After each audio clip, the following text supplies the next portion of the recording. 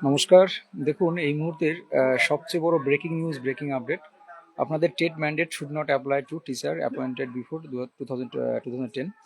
তো তামিলনাড়ু সরকারের করা রিভিউ পিটিশনে আপনারা সকলেই জানেন যে সুপ্রিম কোর্ট থেকে বলেছিল যাদের চাকরির বয়স আর 5 বছর বা তার বেশি আছে তাদের টেট পাস বাধ্যতামূলক। এইটা কিন্তু সুপ্রিম কোর্টের জাজমেন্ট ছিল। তো তামিলনাড়ু সরকার কিন্তু এটাকে রিভিউ পিটিশন দাখিল করে, যেখানে পুনর্বিবেচনার জন্য বলা হয়। তো একটা জিনিস ভালোভাবে ভেবে দেখুন, এই বিষয়গুলো উঠে তুলে ধরা হয় যে যিনি আজ 20 বছর বা 15-20 বছর 30 বছর সাথে চাকরি করছেন, তাকে আবার সে কেন তাকে টেট পাস করতে হবে?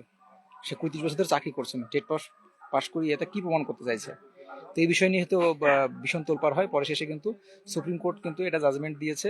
আমরা দেখতে পাচ্ছেন যে TET mandate should not apply to teachers appointed before 2010। অর্থাৎ 2010-এর আগে যে সমস্ত ক্যান্ডিডেটরা রয়েছে, 2010-এর আগে তাদের কিন্তু আর নতুন করে টেট পাস করতে হবে না। 2010-এর আগে যারা রয়েছে তাদেরকে নতুন করে টেট পাস করতে হবে না।